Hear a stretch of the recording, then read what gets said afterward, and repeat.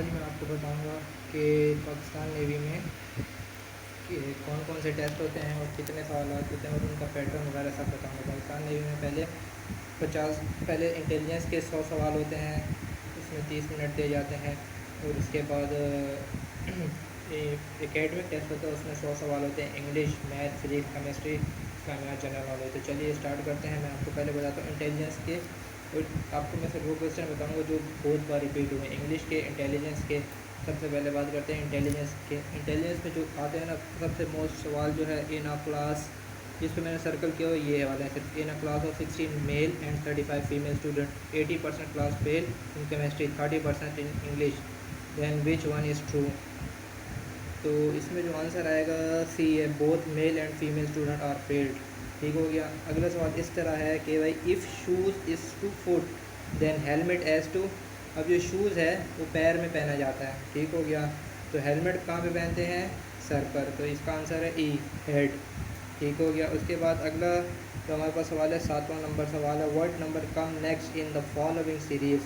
इसका मैथ कैसा है कि भाई 3 3 ज़ा 9, एक मिलाओ 10 हो जाता है, ये जो 10 है ना। फिर उसके बाद 4 4 ज़ा 16, एक मिलाओ 17, 5 5 ज़ा 25, 1 मिलाओ तो 26। तो इसका आंसर है सी, ये 26। ठीक हो गया। इसके बाद अगला नंबर सवाल है हमारे पास, word number come next in the following series, A B C. ठीक हो गया। उसके बाद है बी सी डी, उसके बाद है सी डी ई एफ, फिर उसके बाद है डी ई एफ जी। अगला हमारे पास आएगा E F G H, E F G H हमारे पास है ई पे। तो इसका आंसर है ई। ठीक हो गया। इसका आंसर ये इस तरह के इसके इंटेलिजेंस के क्वेश्चन होते हैं। इसके बाद नेक्स्ट सवाल है हमारे पास 9th नंबर। इसमें कोड का है, word number come next in the following.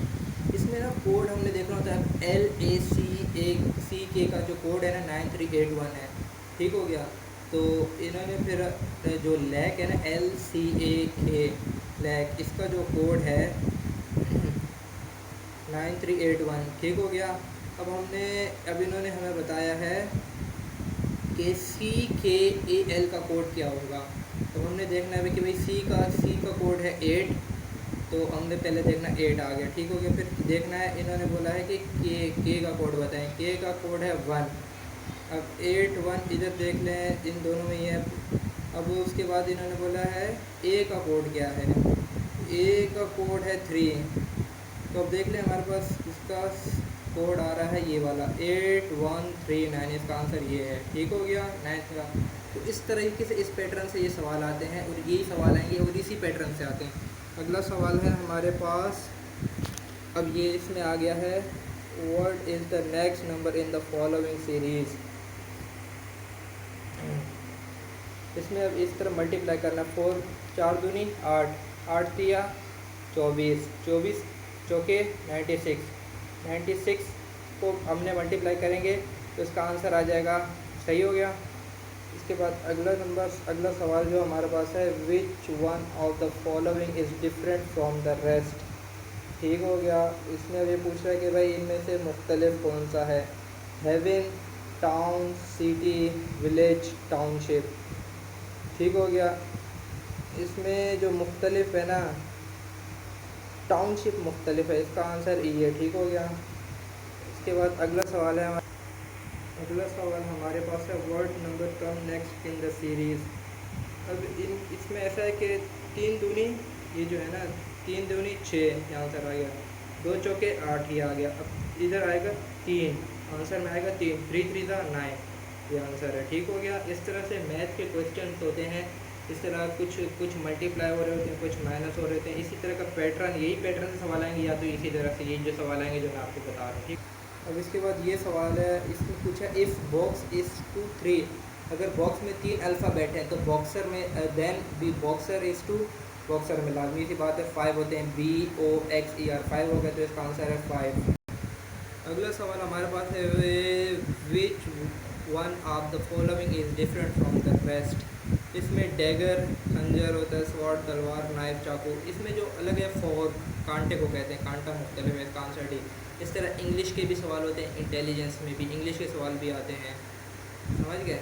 ये जो सवाल है ना 16 नंबर, ये बहुत ज़्यादा आया है। इसका जो 7 6 इसमें पूछा गया 7 और 6 कितने होते हैं 13। अगला सवाल है 7 8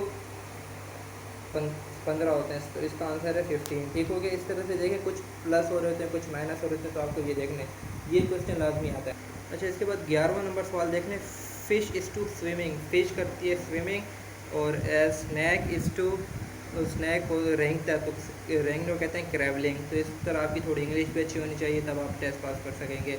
इसके बाद अगला सवाल है which word does not belong to the list, blacksmith, professor, tailor, mason. इसमें जो मुख्तलिफ है पूछे हैं जो भाई इनको मतलब आपस में मैच ही नहीं करते। अब ब्लैक स्मिथ भी और टेलर भी ये तो आसी हुनर है, प्रोफेसर जो है वो अलग है। ठीक हो गया। इसके बाद अगला सवाल है cat is to kitten, cat को कहते हैं किटन, और dog is to fog, dog is to, dog को पप्पी बुलाया जाता है। ठीक हो गया। अगला सवाल है राइट द नेक्स्ट नंबर।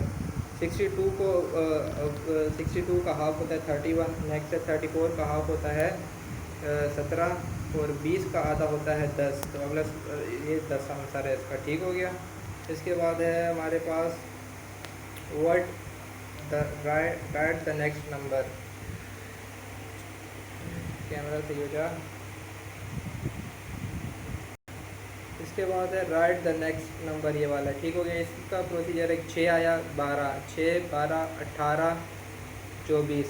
अगला नंबर आएगा 30, 6 12 18, 6 6 सब में 6 में 6 मिला है 12, 12 में 6 मिला है 18, 18 में 6 मिला है 24, और ये 11 ऐसे ही है। तो कुछ इस तरह आपको कंफ्यूज करने वाले भी आएंगे, इसका मैंने मेथड आपको बता दिए। अच्छा, इंग्लिश के मैंने आपको बताया था कि इंटेलिजेंस में इंग्लिश के इस तरह भी आते हैं कि भाई नेवर का अपोजिट क्या होगा, नेवर का अपोजिट होता है ऑलवेज। तो इंग्लिश के क्वेश्चन भी आपको बिल्कुल अच्छे याद करने तैयारी करनी है इंग्लिश के भी, इंटेलिजेंस की। ये जो मैं आपको सवालात बता रहा हूँ इसमें आपने पता क्या करना है, इनको याद कर लें इन सवालों को, और जो जिस तरह समझा रहा हूँ इन सवालों को समझ लें, आपका इंटेलिजेंस का टेस्ट, नेवी का टेस्ट आराम। अभी जो डब्बे में है ना ये, इसमें क्या है 2 में 3 मिलाया 5 हो गया, 5 में 4 मिलाया 1 1 बढ़ा रहे हैं, इधर 3 मिलाया, इधर 4 मिलाया, इधर 5 मिलाया, इधर 6 मिलाएंगे तो आंसर आएगा 20।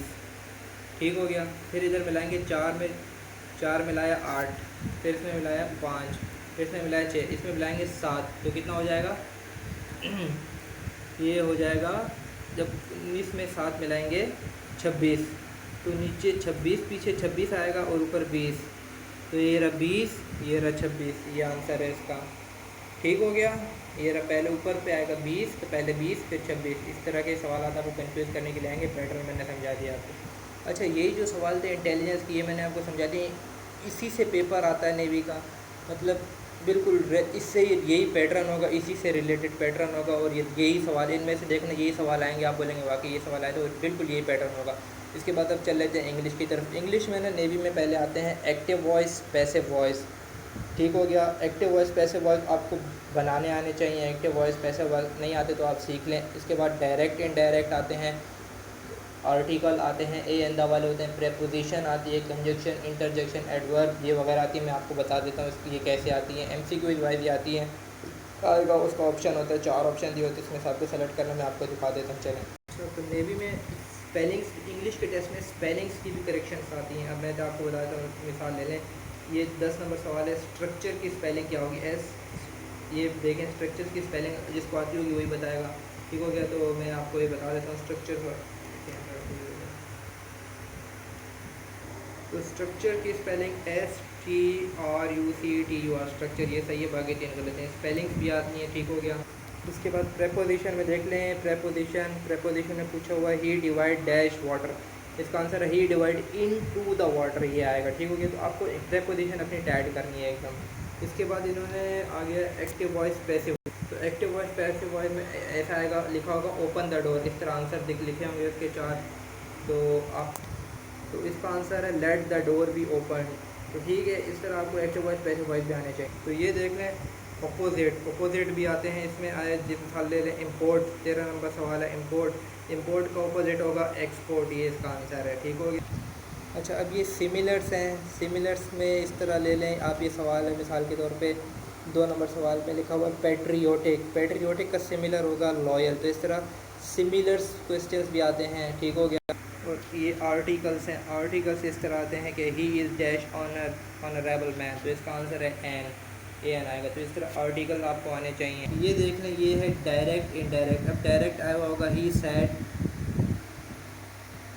अच्छा ये देख लें, इसमें आया हुआ है डायरेक्ट और इनडायरेक्ट। डायरेक्ट इस तरह लिखा हुआ है he said honesty is the best policy, 1 number सवाल है।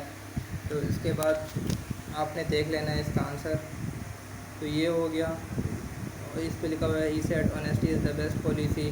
तो इस तरह डायरेक्ट इनडायरेक्ट आपको आने। अच्छा इसमें ऐसा भी हो सकता है कुछ ये लेटर मिसिंग होंगे, जिस तरह ये L dash N E L line आई मिटा हुआ है, इसका आई हटाया हुआ। तो इस तरह के भी सवाल इंग्लिश में आते हैं। अब ये देख लें, इंग्लिश में आया हुआ है choose the correct helping words. अब इसमें मिसाल ले लें, I am worried about you. तो इसमें जो हेल्पिंग वर्ब है ना, एम हेल्पिंग वर्ब है। तो एम इसमें हेल्पिंग वर्ब है। इस तरह से भी आ जाते हैं सवाल। मुझे लिखा he is below in the class, तो इसमें इज़ जो है ना हेल्पिंग वर्ब है।